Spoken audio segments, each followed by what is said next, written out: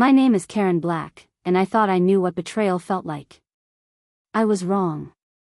I sat in my car outside the bank, staring at my phone screen in complete shock. The numbers on my banking app had to be wrong. They just had to be. I refreshed the page 3 times, but nothing changed. My savings account balance showed $247.83.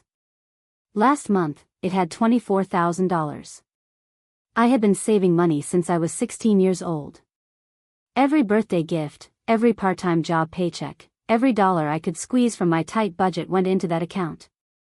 I worked weekends at the grocery store, babysat my neighbor's kids, and even sold my old textbooks online. That money was supposed to be my future. My college fund. My freedom. Now it was gone. If you like our revenge stories, please subscribe for more.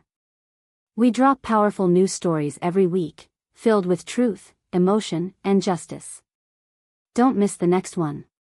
And remember, some stories hurt, but they heal too. Subscribe now, and join the journey.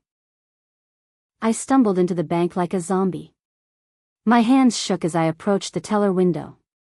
The friendly woman behind the counter smiled at me, but I couldn't smile back. I need to check my account history, I said, my voice barely above a whisper. Something's wrong with my balance. She typed on her computer for what felt like forever. Finally, she printed out a long sheet of paper and handed it to me with a concerned expression. Is everything okay, dear? I stared at the paper. Withdrawal after withdrawal. Hundreds of dollars at a time, sometimes thousands. All within the past 2 months. These aren't mine, I said, pointing at the transactions. I didn't make any of these withdrawals. The teller looked closer at her screen. These were all authorized with proper identification and signatures. Do you share your account with anyone? My heart sank to my stomach. Can you show me the signatures? I asked, trying to keep my voice steady. The teller pulled up digital copies of the withdrawal slips on her computer screen. She turned the monitor so I could see them clearly. There it was, plain as day. My sister's handwriting trying to copy my signature. It wasn't even close. Her loops were too big, her letters too sloppy. Anyone who knew our writing should have caught this immediately. This isn't my signature, I said firmly. This is fraud. The teller looked uncomfortable. Well, the person who made these withdrawals had your debit card and knew your PIN number. They also showed proper ID. What kind of ID? According to our records, they showed a driver's license with your name on it. My sister had stolen my identity.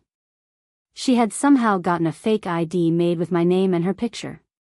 The evidence was right there on the bank's computer screen. If you like our revenge stories, please subscribe for more. We drop powerful news stories every week, filled with truth, emotion, and justice. Don't miss the next one. And remember, some stories hurt, but they heal too. Subscribe now, and join the journey. I drove home in a rage, my hands gripping the steering wheel so tight my knuckles turned white. I burst through the front door and found my sister Melody lounging on the couch, painting her nails a bright pink color. Where's my money? I demanded. She looked up at me with innocent eyes, like she had no idea what I was talking about. What money? The $24,000 you stole from my savings account. Melody rolled her eyes and went back to painting her nails. I didn't steal anything. Mom and Dad said I could use it. They said you could steal my money? It's not stealing when it's family money, she said with a shrug. Besides, you weren't using it anyway. It was just sitting there. I felt like I was going to explode. I was saving it for college. Well, now I used it for more important things. I stormed into the kitchen where my parents were having coffee and reading the newspaper like it was any normal Saturday morning. Did you know Melody stole my savings? I demanded. My mother looked up from her crossword puzzle with a calm expression. She didn't steal anything, Karen. We gave her permission. You gave her permission to take my money? My father folded his newspaper and sighed. It's family money, sweetheart. We all share in this house. I couldn't believe what I was hearing. I earned that money myself. I worked for years to save it. And we're very proud of your work ethic, Mom said. But your sister needed help, and you had more than enough saved up. More than enough for what? For a young girl your age, Dad said. You don't need $24,000 right now. Melody needed it for important expenses. Like what? They exchanged glances but didn't answer me. That night, I lay in bed staring at the ceiling. I couldn't sleep.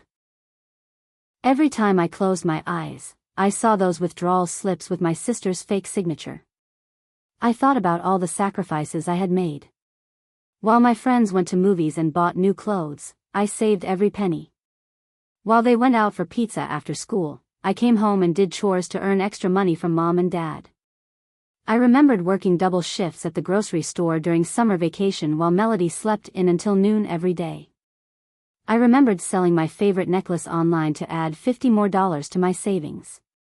All those times my parents praised me for being responsible and mature. They said they were proud of how hard I worked. They said I was setting a good example for my sister. But when it mattered, they chose her over me. They didn't see my sacrifices at all. The next morning at breakfast, Melody came down wearing a brand new designer outfit I had never seen before. Her wrists were covered in expensive bracelets, and she was carrying a purse that probably cost more than I made in 2 months at the grocery store. Nice outfit, I said sarcastically. She twirled around to show off her new clothes. Thanks. I got it during my shopping spree last week. I also bought 3 more outfits, some shoes, and this amazing jacket you'll probably never be able to afford. My parents said nothing. I also booked that vacation to Miami I've been wanting, Melody continued, pulling out a brand new phone. Look at this phone case, it's covered in real diamonds. She showed me photos of her hotel room and the beach. She had stayed at a 5-star resort for a whole week. How much did all this cost? I asked. About $15,000, she said proudly. I locked myself in my room and pulled out the folder where I kept all my college information. I had been accepted to 3 different universities, and I had planned to use my savings to pay for the first year of tuition and housing. The state university I wanted to attend cost exactly $23,000 for 1 year. I had been so proud that I had saved almost enough to cover it completely. I wouldn't need student loans like most of my classmates. Now those acceptance letters felt like worthless pieces of paper. I looked at my class schedule for senior year. I had signed up for advanced placement courses that would help me get college credit. I had planned to graduate early and start my real life. But without that money, I couldn't afford to go to college at all. My parents made too much money for me to qualify for financial aid, but apparently not enough to help pay for my education. Everything I had worked for was gone. At dinner that night, I tried to reason with my parents one more time. Please, can you make Melody pay back the money? I need it for college. My father put down his fork and looked at me with disappointment. Karen, I'm getting tired of this attitude. You're being incredibly selfish. How am I being selfish? Your sister needed help, Mom said. Family members help each other. That's what love means. But I need help too. I need that money for my future. You'll figure out college, Dad said. You're smart and resourceful. You'll get scholarships or find another way. Why can't Melody figure out her own way to pay for her vacation and shopping trips? Because some things are more important than money, Mom said. Your sister was going through a difficult time. She needed to do something special for herself. What about what I need? You need to learn that family comes first, Dad said firmly. Stop being ungrateful. I realized I was completely alone in my own family. My parents saw me as the responsible one who would always figure things out on my own, while Melody was the baby who needed to be rescued from every problem. At school, I couldn't concentrate on anything. My friends noticed I seemed upset, but I was too embarrassed to tell them what happened. How could I explain that my own parents thought so little of my hard work? My guidance counselor called me into her office to discuss my college applications. Your grades are excellent, Karen. You should have no problem getting into your first choice school. I wanted to tell her that grades didn't matter if I couldn't afford tuition, but I just nodded and smiled. Have you heard back about financial aid? Still waiting, I lied. I went home to a house that no longer felt like home. My sister was planning another vacation, and my parents were helping her look at travel websites. Nobody asked how my day was. My best friend Maya noticed I hadn't been myself for weeks. She cornered me at lunch one day and demanded to know what was wrong. You've been acting weird lately, she said. What's going on? I finally broke down and told her everything. Maya listened with her mouth hanging open. That's insane, she said. They can't just take your money like that. They said it's family money. But you earned it yourself. You have bank records proving it came from your job, right? I nodded. Maya pulled out her phone. My mom works at a credit union. She deals with this kind of thing all the time. I'm calling her right now. Maya, I don't want to cause trouble. You're not causing trouble. They are. She dialed her mother's number.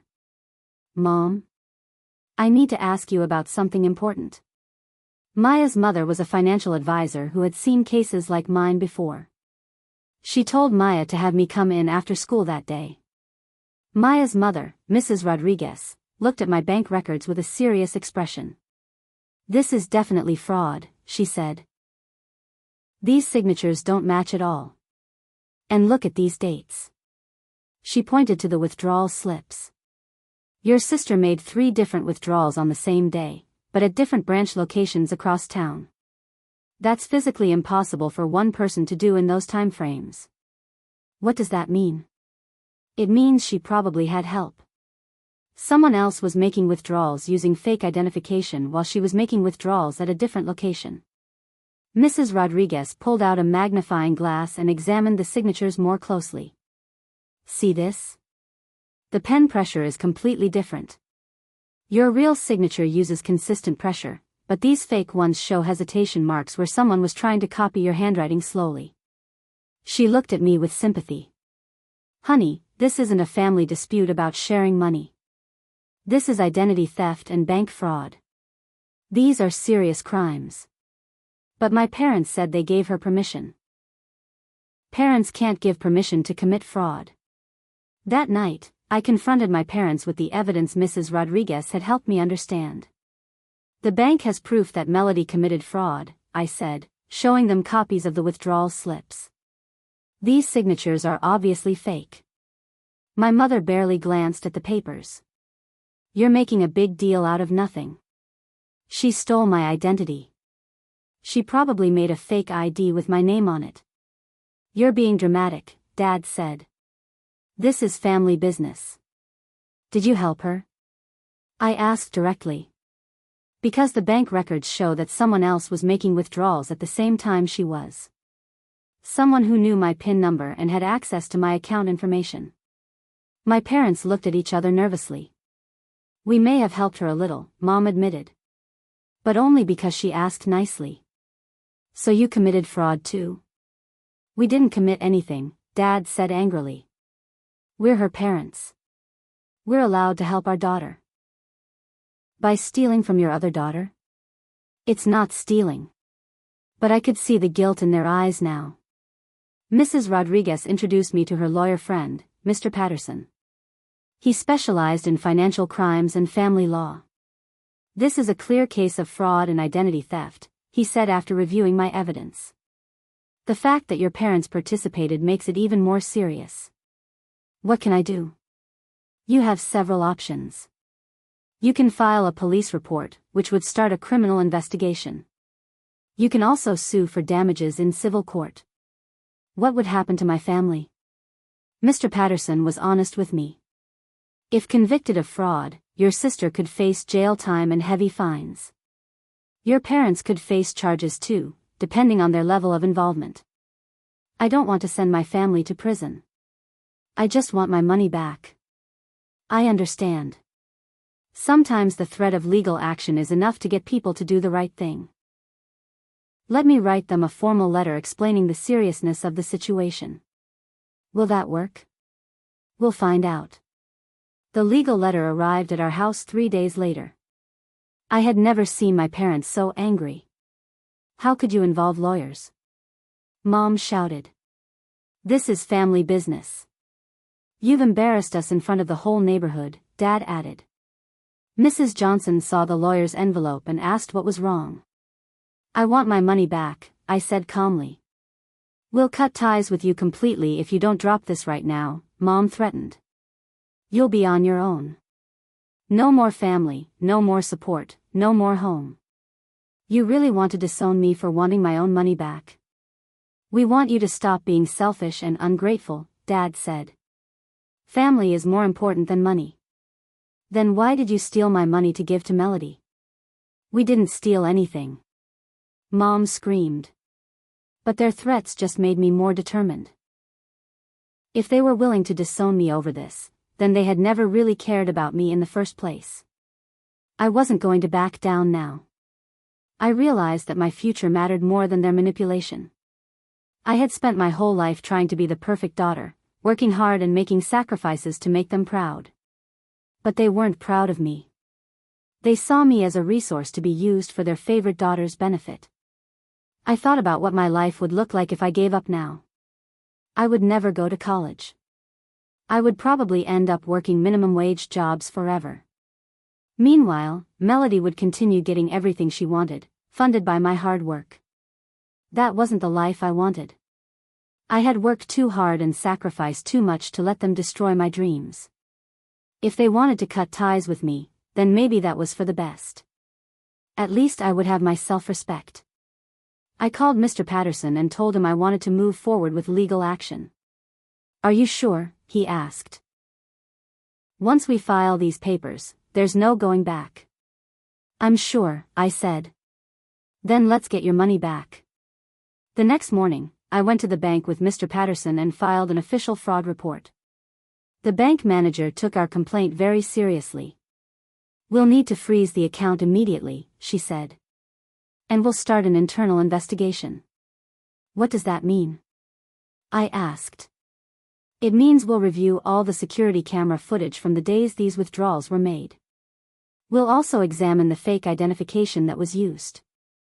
Mr. Patterson handed her a folder full of documents. We have evidence that multiple people were involved in this fraud. The signatures don't match, and the timing of the withdrawals suggests coordination between at least 2 people. The bank manager nodded. We take identity theft very seriously. If our investigation confirms fraud, we'll work with law enforcement to pursue criminal charges. And Karen will get her money back?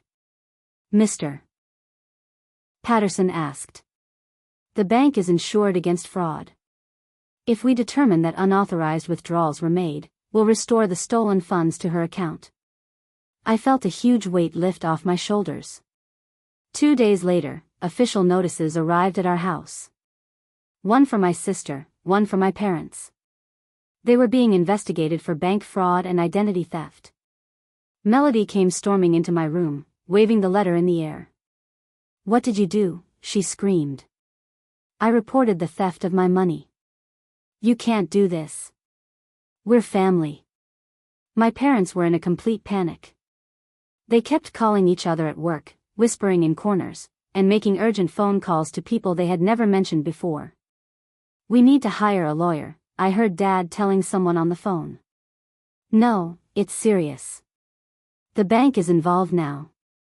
Mom kept crying and asking where they went wrong as parents. How could Karen do this to us, she kept saying. But I noticed that nobody was asking how they could have done this to me. For the first time in months, I felt like I had some power back. Even with legal papers in hand, Melody refused to take the situation seriously. The law can't touch family, she announced at dinner. Parents are allowed to share money between their children. Not when one child earns the money herself and the other child steals it, I replied. I didn't steal anything. Mom and Dad gave me permission. They can't give permission to commit fraud. Melody laughed. You're so dramatic. Nothing's going to happen. The bank will realize this is just a family misunderstanding, and you'll look stupid for making such a big deal about it. But I could see the worry in my parents' eyes. They had talked to their own lawyer, and apparently the news wasn't good. Melody, Mom said quietly, maybe you should think about paying Karen back some of the money. Why should I? I already spent it. Because you might have to pay it back anyway, Dad said. Plus penalties and legal fees. For the first time, Melody looked a little nervous. 3 weeks later, we found ourselves in a courtroom. The bank's investigation had found clear evidence of fraud, and the district attorney decided to pursue criminal charges. Mr. Patterson had also filed a civil lawsuit to recover my money plus damages. The prosecutor showed the judge security camera footage of my sister using fake identification to make withdrawals. Then they showed footage of my father at a different bank branch, making withdrawals at the exact same time. Your Honor, this demonstrates a coordinated effort to commit fraud, the prosecutor said. The defense lawyer tried to argue that it was a family misunderstanding, but the judge wasn't buying it. Mr. Black, the judge said to my father, did you know this was not your money when you made these withdrawals? My father looked uncomfortable. We thought it was okay because we're her parents. Being someone's parent doesn't give you the right to steal their money, the judge replied sternly. The evidence was overwhelming. My fake signatures, the security footage, the fake ID, everything proved deliberate fraud. The judge questioned my parents about their role in the theft. Their defense completely fell apart under scrutiny. Mrs. Black, you admitted to helping your daughter create fake identification using your other daughter's name. Is that correct? My mother started crying. We just wanted to help Melody. She was going through a hard time. So you decided to steal from your other daughter? We didn't think of it as stealing. What did you think of it as? Mom couldn't. Who worked hard and saved responsibly. Your Honor, their lawyer said, my clients are willing to make full restitution. They should be. But restitution doesn't erase the crime. My parents were crying now, realizing how serious this had become. Their friends and neighbors were in the courtroom watching their family fall apart. The local newspaper had even sent a reporter. The judge ordered Melody to pay back every penny she had stolen, plus 25% in penalties for the fraud. But I already spent the money, she protested. Then you'll need to find a way to earn it back, the judge said. You have 6 months to repay the full amount, or you'll face jail time. I don't have a job. Then I suggest you get one. The judge also ordered her to perform 200 hours of community service and attend financial responsibility classes. This court takes identity theft very seriously, the judge continued. You stole your sister's identity, created fake identification, and coordinated with your parents to defraud a financial institution. These are serious crimes that could have resulted in much harsher penalties. Melody started crying, finally understanding that her actions had real consequences. Your Honor, her lawyer said, my client is only 19 years old. She made a mistake. A mistake is adding wrong numbers on a math test, the judge replied. This was a deliberate criminal act. The gavel came down with finality. My parents received probation and were ordered to attend family counseling. They also had to pay additional fines and court costs. But the worst punishment for them was the public embarrassment. Word spread quickly through our small town about what they had done. My mother's book club stopped inviting her to meetings. My father's golf buddy started avoiding him at the country club. Our neighbors, who had always seen our family as successful and respectable, now knew the truth about their favoritism and poor judgment. How could you do this to Karen? I heard Mrs. Johnson ask my mother at the grocery store. That poor girl worked so hard to save that money. My mother tried to make excuses, but nobody wanted to hear them. The local newspaper ran a story about the case with the headline, Parents Help Daughter Steal Sister's College Fund. Our family photo was right there on the front page. My father got called into his boss's office for a discussion about the negative publicity affecting his company's reputation. Their shame was complete and public. The bank restored my full account balance, plus interest for the time the money was missing. I also received additional compensation as part of the court settlement. I ended up with more money than I had originally saved. I used some of it to move into my own apartment near the college I planned to attend. I couldn't stand living in the same house with people who had betrayed me so completely. My parents begged me to come home and work things out as a family, but I was done being their convenient scapegoat. You made your choice when you helped Melody steal from me, I told them. Now I'm making mine. I enrolled in college and started working part-time to support myself. For the first time in my life, I felt truly independent. I didn't need their approval or their support. I had proven I could take care of myself. My future was finally my own again. 6 months later, I bought my first house with the money I had recovered from the lawsuit. It was a small place, but it was mine. On moving day, my parents came by to see if we could start over. We've learned our lesson, Mom said. Family should stick together. You're right, I replied, standing in the doorway of my own home. Family should stick together. They should support each other, protect each other, and respect each other's hard work. That's exactly what we're saying, Dad said hopefully. But you're not my family anymore, I continued. Family doesn't steal from each other. Family doesn't lie to each other. Family doesn't choose favorites. I looked at both of them standing on my porch, looking older and more tired than I remembered. Real family doesn't mean ownership of someone else's life, I said firmly. You taught me that lesson, just not the way you intended to. I closed the door and watched them leave from my window. I was finally free. If this story moved you, don't forget to like the video, subscribe for more powerful narratives, and share your thoughts in the comments. We'd love to hear what part hit you the hardest. Thanks for watching.